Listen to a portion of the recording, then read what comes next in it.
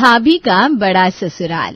लक्ष्मी, जो कि पूरी जिंदगी अपनी सरकारी क्वार्टर में निकाल देती है, राजेश की रिटायरमेंट पर उसे मोटी रकम मिलते ही वो तुरंत उससे कहती है, जी मैं क्या कह रही हूँ, इस पैसे को इधर उधर ना लगाकर घर में लगाना सही होगा। हाँ पापा, मम्मी ठीक बोल रही है, एक घर की बहुत जरूरत है। अब इस क्वार्टर में रहना मुश्किल हो गया है, पानी इतना आता है कि बिस्तर गिला हो जाता है। हमें एक घर बनाने की सख्त जरूरत है। मैंने ये पैसे घर बनाने के लिए रखे। पहले ही मैंने सोच लिया था कि जैसे ही मैं रिटायर होऊंगा घर बनाना शुरू कर दूंगा। डॉली की शादी के समय कितनी दिक्कत हुई थी हमें। वही ना जी, वो तो बेटी है तो चल गया जैसे तैसे, लेकिन बहू ऐसे घर में कैसे आएगी। अनुज, तुम जमीन देखना शुरू करो। पापा, मेरे फ्रेंड के घर के पास 2 कट्टे की जमीन है, मैं उससे बात करूं? अनुज अपने फ्रेंड को कॉल करके बात करता है। यार, वो तेरे घर के पास जमीन है ना, वो बिक गई क्या? नहीं, क्यों, तुझे लेनी है? हाँ। अरे तो फिर जल्द से जल्द बात कर ले, वरना वो बिक जाएगी।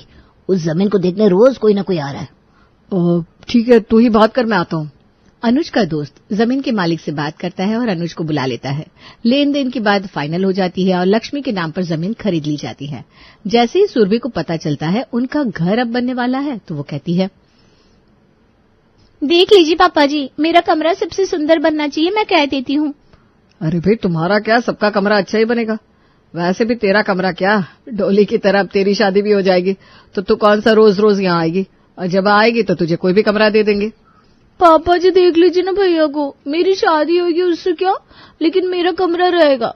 और मैं जब अपने ससुराल जाऊंगी तो अपने कमरे में ताला लगाकर जाऊंगी, मेरा सामान ज्यों का त्यों रहेगा। बड़ा ना तू ताला लगाकर जाएगी, फिर तो डोली भी कहेगी मेरा कमरा। ऐसा नहीं होता, तेरी शादी पहले कर देते हैं फिर घर बनाएंगे। मम्मी, मुझे नहीं खाना, अभी से मैं पराई हो गई हूँ, इस घर में मेरा कोई हक नहीं है क्या? अरे ये मजाक कर रहा है सुरभि। अनुज, अपनी बहन को छेड़ना बंद कर, चलो दोनों खाना खाओ। सुरभि अपनी सभी सहेलियों को अपने नए घर बनने की बात बता देती है। एक दिन रात को सुरभि जब खाकर अपने क्वार्टर के बाहर वॉक कर रही थी, तभी निक्की, जो कि सुरभि की बेस्ट फ्रेंड है, वहीं क्वार्टर के पास झोपड़ी में रहती है, वो सुरभि से कहती है, सुरभि, अब तो तुम लोग चले जाओगे, मेरा मन कैसे लगेगा तेरे बिना। यार, मुझे भी तेरी याद आएगी, क्यों ना तुम लोग भी वहीं जमीन लेकर घर बना लो, फिर हम सब साथ हो जाएंगे। नहीं यार, अभी भैया बाहर पढ़ने गए हैं, मेरे पापा तेरे पापा की तरह सरकारी नौकरी नहीं करते, तो एक साथ इतना सब पॉसिबल नहीं है। वैसे भी मेरी शादी हो जाएगी अब जल्दी ही। कोई नहीं यार, अभी 1 साल लगेगा घर बनने में। ये देख, मैंने डिजाइनर से अपने कमरे की डिजाइनिंग करवाई है, सेम टू सेम ऐसा ही बनवाना है मुझे। मेरा भी ना सपना है ऐसा कमरा हो मेरा। निक्की और सुरभि बहुत देर तक बातें करती हैं, फिर दोनों अपने अपने घर चली जाती हैं। निक्की सोचने लगती है, काश उनका भी ऐसा घर बन पाता। यहाँ लक्ष्मी भूमि पूजन की तैयारी करती है और सुरभि से कहती है, बेटा, अभी किसी रिश्तेदार को पता नहीं चलना चाहिए कि हम भूमि पूजन कर रहे हैं, तो तू तस्वीर मत डालना। अरे कुछ बोल तो, क्या हुआ है, मुंह क्यों बंद है? मम्मी, मैंने बस अपनी सहेलियों को बताया है, बाकी रिश्तेदारों से मुझे कोई मतलब नहीं है। डॉली दीदी को बोला है ना तुमने आने को भूमि पूजन में? हाँ बोला है, लेकिन उसने कहा कि अब वो गृह प्रवेश पर ही आएगी, इतनी दूर से बार बार आने नहीं मिलेगा। उस वक्त 1 महीना रह पाएगी, नहीं तो फिर गृह प्रवेश में 7 दिन ही रुकने को मिलेगा। वैसे भी अभी कौन सा कोई फंक्शन कर रहे हैं हम लोग, गृह प्रवेश में इतने लोग आएंगे, उस वक्त डॉली का होना जरूरी है। वो गेस्ट को देख लेगी जब मैं पूजा में रहूंगी। हाँ, ये ठीक रहेगा मम्मी। इतने में ही राजेश वहां आकर कहता है, चलो जल्दी, मुहूर्त का वक्त निकल जाएगा। पापा, मुझे तैयार तो होने दीजिए। तू यहीं तैयार होती रहे, हम चले। अनुज जब देखो सुरभि को छेड़ता रहता है। राजेश और लक्ष्मी को लेकर वो भूमि पूजन के लिए चला जाता है। सुरभि तैयार होकर पीछे से आती है तो बहुत गुस्सा करती है। मम्मी, अब बहुत ज्यादा हो रहा है, मुझे ऑटो से आना पड़ा, पता है? अरे बेटा, छेड़ा मत करना, ये भी डोली की तरह अपने ससुराल चली जाएगी तो तू ही सबसे ज्यादा रोएगा। कुछ नहीं रोने वाला मैं, अब ये पूरा दिन तैयार होती रहेगी, हम वहां रुके रहते तो हो जाता। ये सब डिस्कशन घर पर कर लेना, पंडित जी पूजा के लिए वेट कर रहे हैं, चलो पूजा में बैठो दोनों। भूमि पूजन हो जाती है और अब घर बनने का काम शुरू होता है। घर बनने की देखरेख अनुज के हाथों में रहती है। दिन बीतने लगते हैं और देखते ही देखते साल बीत जाता है और लक्ष्मी का घर बनने को आ जाता है। इधर क्वार्टर छोड़ने का वक्त भी हो जाता है। एक रोज अनुज राजेश से कहता है, पापा, अब हमें बाकी तैयारी शुरू करनी चाहिए, जितनी जल्दी हम नए घर में शिफ्ट हो जाए उतना ही अच्छा है। क्वार्टर छोड़ने का टाइम आ गया है। अगर शिफ्ट नहीं हुए हम तो भाड़े के घर में जाना पड़ेगा, फिर बेकार में डबल मेहनत लगेगी और खर्चा बढ़ेगा 100 अलग से। लेकिन बेटा इतनी जल्दी गृह प्रवेश की तैयारी कैसे होगी? अब जैसे तैसे तो नहीं करेंगे ना कुछ? घर एक बार बनता है। मैं चाहता हूँ कि मेरे नए घर को देखने के लिए सब कोई आए, अच्छी सी पार्टी हो, सब एंजॉय करें। ए जी, सब हो जाएगा, मैं और सुरभि सब कर लेंगे। अनुज खाने पीने का इंतजाम तुम देख लेना। डॉली को बुला लेते हैं, फिर हम तीनों माँ बेटी कुछ कर लेंगे। सबको बुलाने से लेकर लेना देना, पूजा पाठ सब। झूठ का खर्चा क्यों करे भाड़े का घर लेकर। ठीक है, अगर तुम लोग सब कर लोगे तो डेट निकलवा लो पंडित जी को बुलाकर। लक्ष्मी सबसे पहले डॉली की सास को फोन करती है और कहती है, समधन जी कल डॉली को भेज दीजिएगा गृह प्रवेश के लिए, और आप सबको भी आना है। मैं बता दूंगी कब है गृह प्रवेश। जरूर समधन जी, आपकी ही बेटी है, जब चाहे बुला लीजिए। यहाँ डॉली मायके आने की पैकिंग करने लगती है और इधर लक्ष्मी पंडित जी को घर बुलाकर गृह प्रवेश का दिन निकलवाती है। अगले महीने की 12 तारीख शुभ है, आप उसी दिन अपना गृह प्रवेश कीजिएगा। पंडित जी आपको ही सब कुछ करवाना है। मैं करवा दूंगा सब, अभी चलता हूँ, लिस्ट लिखकर भिजवा दूंगा सामग्री का। ठीक है ठीक है। उसी दिन रात को जब सब खाना खा रहे थे तब लक्ष्मी कहती है, खाकर मेहमान की लिस्ट बनवा दो ताकि सबको फोन करके न्योता दे दो। अरे सबको फोन करोगे, कार्ड नहीं दोगी क्या? पापा आजकल ऑनलाइन का जमाना है, अब वक्त ही कहाँ है जो कार्ड बनवाए फिर सबको एक एक करके देने जाए। ऑनलाइन कार्ड बनाने के लिए बोल देती हूँ, कल सबको भेज दूंगी और मम्मी कॉल कर देंगी। हाँ पापा, आजकल सब यही करते हैं। वो अग्रवाल जी है ना, उन्होंने भी हमें ऑनलाइन कार्ड ही भेजा था। हाँ भाई हाँ, ये सब तुम लोग ही जानते हो मुझसे ज्यादा। नाम लिख लो। राजेश एक एक करके नाम लिखवा देता है और अगले दिन सुरभि सबको कार्ड भेज देती है और लक्ष्मी सबको एक एक करके फोन करती है। लक्ष्मी अपनी ननदों को सबसे पहले फोन करती है और आने का न्योता देती है। दीदी 12 तारीख को गृह प्रवेश है, सबको आना है। आप लोग 3 दिन पहले ही आ जाइएगा क्योंकि 2 दिन का दुर्गा पाठ है घर और तीसरे दिन पार्टी। बहुत जल्दी हमें बताई हो, ये भी नहीं बताती, सीधा 12 को ही फोन करती भाभी। अरे दीदी ये सब इतनी जल्दबाजी में हुआ कि बता नहीं पाए। गृह प्रवेश जल्दबाजी में हो रहा है ठीक है, भूमि पूजन की थी, उसके बाद घर बना, तब तक क्यों नहीं बताई। टाइम मिलेगा तो आऊंगी मैं। संगीता और उर्मिला दोनों गुस्से में फोन रख देती हैं और आने से मना कर देती हैं। फिर राजेश खुद अपनी बहनों को आने के लिए फोन करता है। भैया तुम इतना बोल रहे हो तो आ रही हूँ, वरना नहीं आती। राजेश भाभी ने बताया नहीं, लेकिन तुम्हें तो बताना चाहिए था घर के बारे में। अब हम इतने पराये हो गए कि हमें बताया तक नहीं। अरे नहीं नहीं दीदी, ऐसी बात नहीं है, मैं सबको सरप्राइज देना चाहता था और सब उल्टा हो गया, देखिए तो। ठीक है चल आ जाऊंगी। राजेश लक्ष्मी और डॉली पर गुस्सा करते हुए कहता है, तुम दोनों ने मना किया था मुझे बताने को, आज देखो दीदी और संगीता को कितना बुरा लग रहा है। पापा वो हमने बुआ को क्या किसी को नहीं बताया, मौसी ने तो कुछ नहीं कहा, उल्टा खुश हो गई सुनकर। आपकी बहनों को ना आदत है हर बात पर मुंह फुलाने की। ऐसा कुछ नहीं है, तुम्हारी आंखों में मेरी बहनें छुपती हैं। मेरी दोनों बहनों के लिए अच्छी से अच्छी साड़ी लेकर आना। ठीक है, इस बार साड़ी अपनी बहनों के लिए आप ही ले आओ, मैं भी देखती हूँ वो अपने भाई की खुशी में खुश होती है या नहीं। डॉली, सुरभि और लक्ष्मी सब आने वाले रिश्तेदारों के लिए कपड़े खरीदने के लिए बाजार जाती हैं और ढेर सारी शॉपिंग कर लेती हैं, सिवाय संगीता और उर्मिला के। मम्मी जिस तरह बुआ ने आने से मना किया था ना, 100% श्योर हूं मैं कि वो पार्टी में कोई ना कोई ड्रामा जरूर करेंगी। मुझे क्या है करने दो, इस बार तुम्हारे पापा को भी दिखना चाहिए, हर बार अपनी बहनों की साइड लेकर मुझे ही गलत ठहरा देते हैं। गृह प्रवेश की सारी तैयारी हो जाती है और धीरे धीरे सारे मेहमान आने लगते हैं। संगीता और उर्मिला भी 9 तारीख को अपने अपने बच्चों और पति के साथ पहुंच जाती है। भाभी हमें यहाँ क्वार्टर में रखोगी क्या? यहाँ तो पैर रखने की जगह नहीं है। अरे नहीं नहीं दीदी, वो सामने वाला क्वार्टर है ना, आप लोग वहीं जाकर नहा धो लीजिएगा, फिर कल से तो अपने घर में चले ही जाएंगे। खाने पीने सबकी व्यवस्था वहीं है, बस आज के दिन की दिक्कत है, नाश्ता बन ही रहा है, महाराज बना रहे हैं। ठीक है भाभी। उर्मिला और संगीता अपने अपने परिवार के साथ सामने के क्वार्टर में चली जाती है।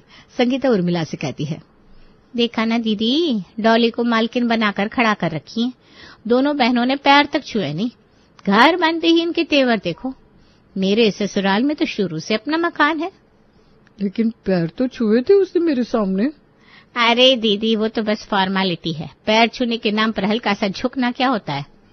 अरे छोड़ना, हमें कौन सा रहना यहाँ। नहा धोकर उर्मिला और संगीता खाने के लिए लक्ष्मी वाले क्वार्टर में चली जाती हैं और देखती हैं कि लक्ष्मी मेहंदी लगवा रही है। लक्ष्मी को मेहंदी लगवाते देखकर संगीता की आंखें बड़ी हो जाती है।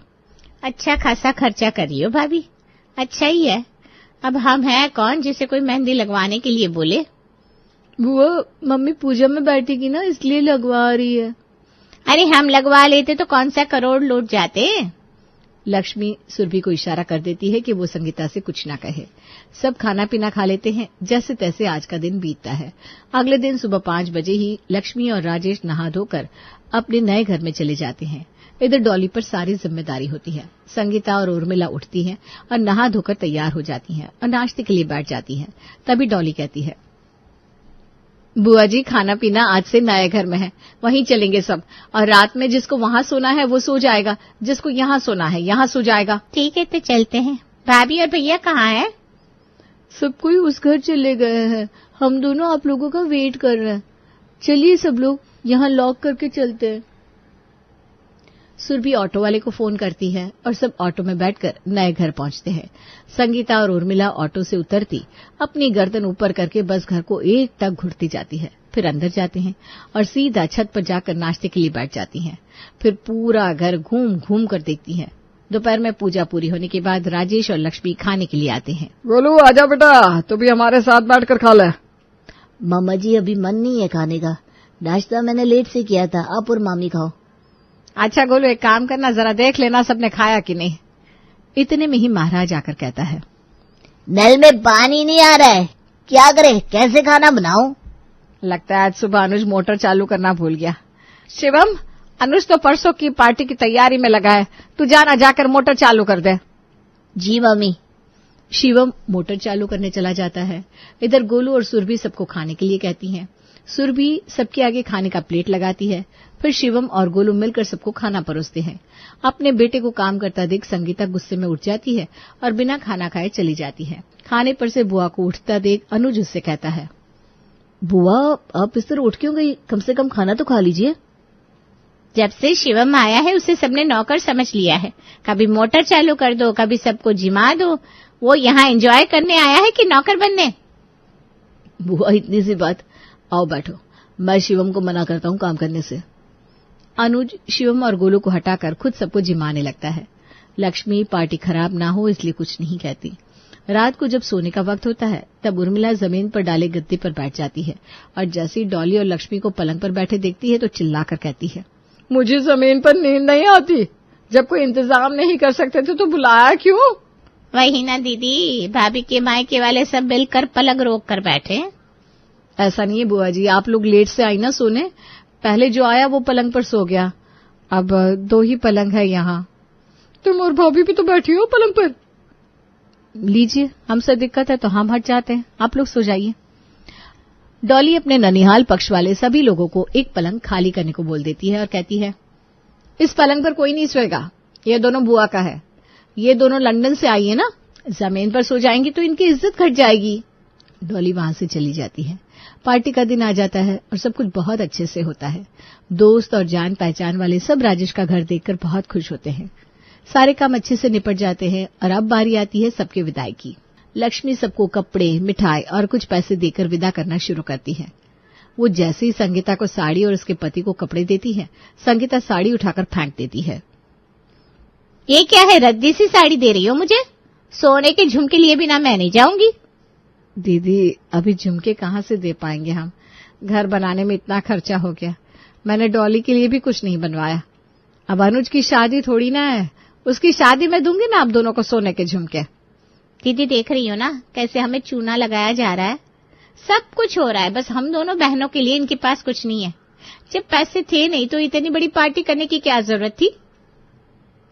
बोल तो सही रही है, हम क्या कर सकते हैं, लोगों को अपने मायके वाले से फुर्सत मिले तब ना। इतनी देर से राजेश तमाशा देख रहा था।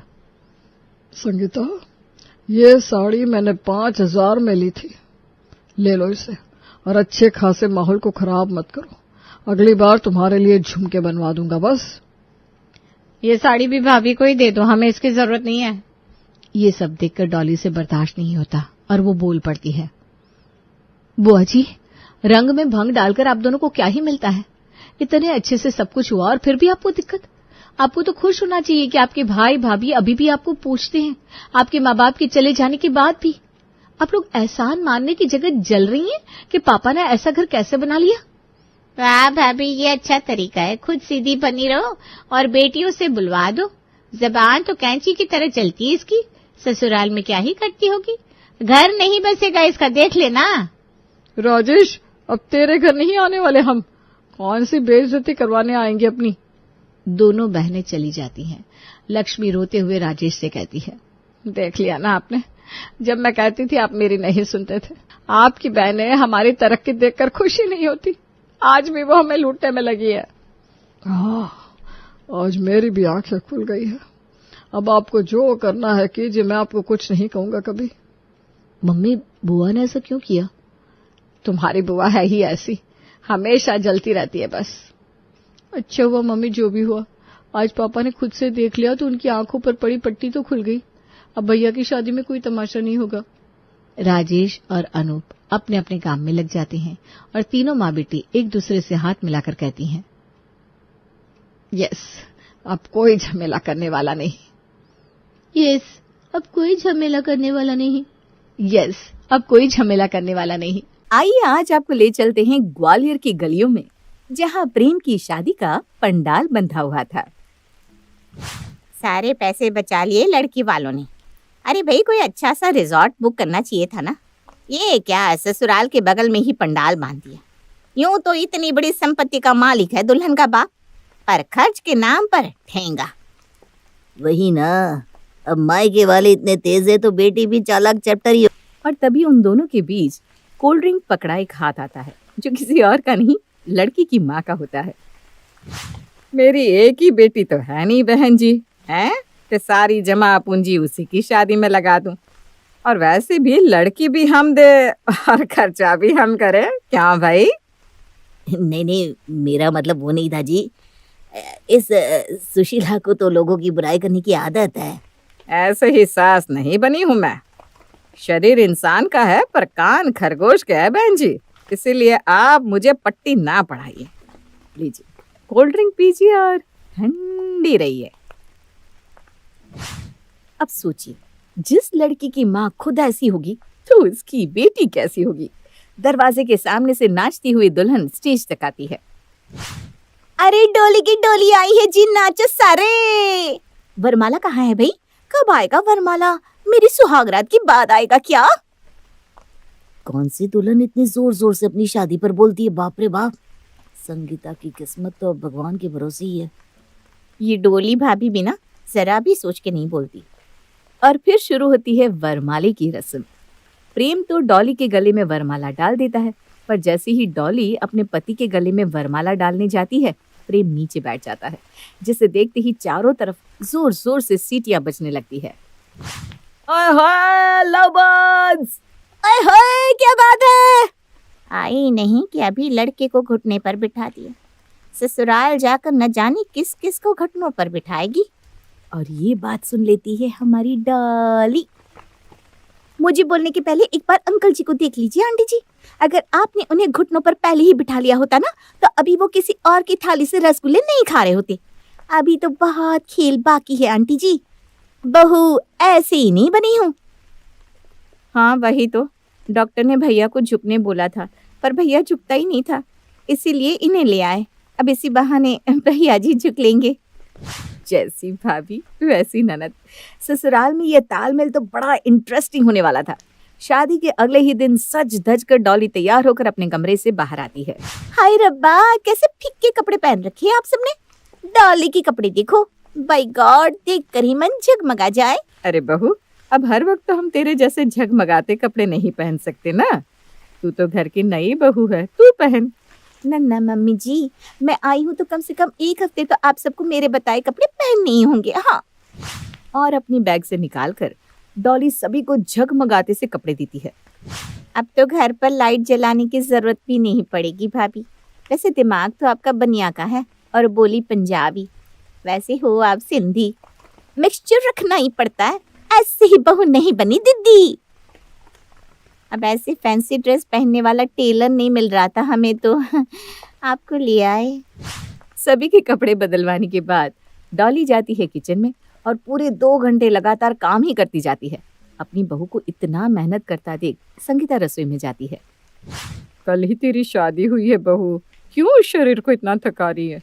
पहली रसोई के नाम पर तू हम सभी के लिए 1 कप चाय बना दे, बाकी खाना मैं और प्रिया देख लेंगे। काम चोरी नहीं आती डॉली को मम्मी जी, खाना तो मैं ही बनाऊंगी और ऐसा बनाऊंगी कि सभी अपनी अपनी उंगलियां चाटते रह जाएंगी, चाहे 2 घंटे लगे या फिर 8 घंटे।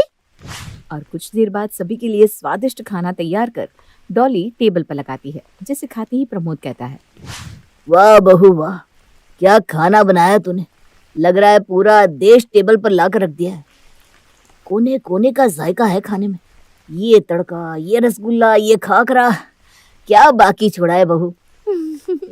हाथ में स्वाद तो होना ही था पापा जी, ऐसे ही बहू नहीं बनी। आजकल ना मम्मी के कमर में दर्द रहने लगा था और कुक महंगी पड़ रही थी, इसीलिए ले आए थे आपको। अब जब भी डॉली अपना तकिया कलाम कहती, प्रिया उसके ऑपोजिट में कुछ ना कुछ कहकर उसका पोपट कर देती। एक रोज, बहू मैं और प्रिया मोहल्ले की औरतों के साथ बाजार जा रहे हैं, तो यहाँ घर देख लेना। हाय रब्बा, आप सब ऐसे ही चले जाएंगे? No security? आप नहीं जानती मम्मी जी, ये आजकल के लड़के ना बड़े खराब हो गए हैं, किसी को भी नहीं छोड़ते। मैं साथ चलती हूँ ना आप लोगों के। और फट से तैयार होकर डॉली सभी को ज्वाइन कर लेती है और सभी एक साथ मार्केट शॉपिंग करने निकल जाते हैं। काफी देर घूमने और शॉपिंग करने के बाद जब सभी वापस घर लौट रहे थे तो बीनू कहती है, इतना खा लिया पर मन अभी तक तृप्त नहीं हुआ। जब तक पानी पूरी ना मिले मेरा मन ही नहीं भरता। क्या बात कर दी आपने आंटी जी, पानी पूरी तो मुझे भी बड़ी पसंद है। देखिए ना वहाँ एक रेडी लगी है, चलिए पानी पूरी खाते हैं। और फट से सभी पानी पूरी की रेडी पर पहुंच जाते हैं। भैया हम सभी के लिए पानी पूरी लगा दो और एकदम खट्टी और मिर्च वाली बनाना, खाकर मजा ही आ जाए। एक एक करके सभी पानी पूरी खा रहे थे। कोई मिर्च के कारण ये कर रहा था तो किसी की आंखें लाल हो गई थी, किसी की नाक से पानी आ रहा था तो किसी के कानों से धुआं। मिर्च इतनी ज्यादा है, आंखों से पानी आ रहा है। अरे बहू मिर्च कम करवा। तभी एक मन चला कहता है, आपकी आंखों में जरूर आंसू आ रहा होगा, पर आपकी बेटी की आंखों में आंसू हम आने नहीं देंगे आंटी जी। ये सुनती ही डॉली गुस्से से उस लड़की की ओर देखती है। रहने दे बहू रहने दे, इन मंचलों से मुंह लगाकर अपनी ही इज्जत जाएगी। पानी पूरी के पैसे मत लीजिएगा भैया, हमारे ससुराल वाले हैं ये।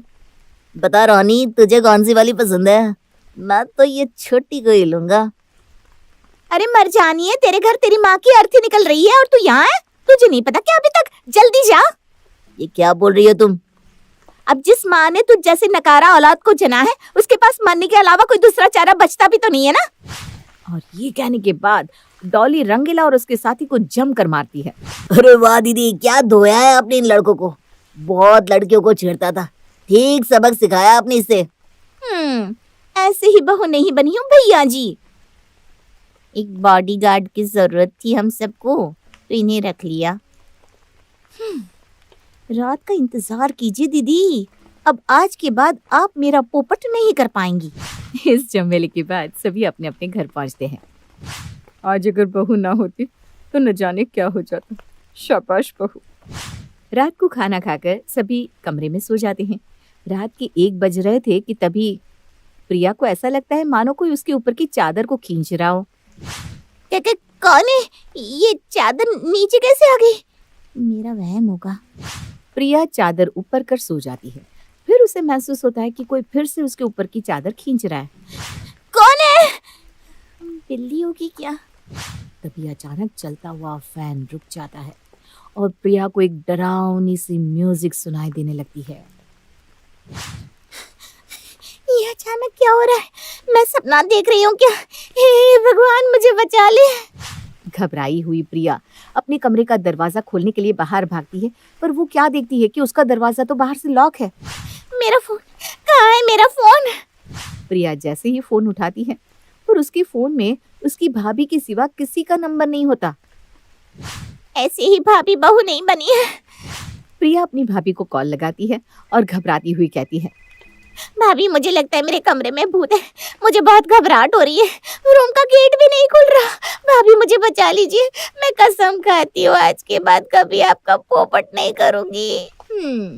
देखिए जरा कौन सा भूत आपके कमरे में आ गया है। अभी उसे छट्टी का दूध याद दिलाती हूँ, ऐसी ही बहू नहीं बनी हूँ। डॉली प्रिया के कमरे को बाहर से खोलती हुई उसके कमरे में जाती है। प्रिया अपनी भाभी को देखते ही उसे गले लगा लेती है। आज ना आप मेरे कमरे में सो जाइए दीदी, और मैं यहाँ सो जाती हूँ। देखो तो जरा कौन मेरी दीदी को डरा रहा है।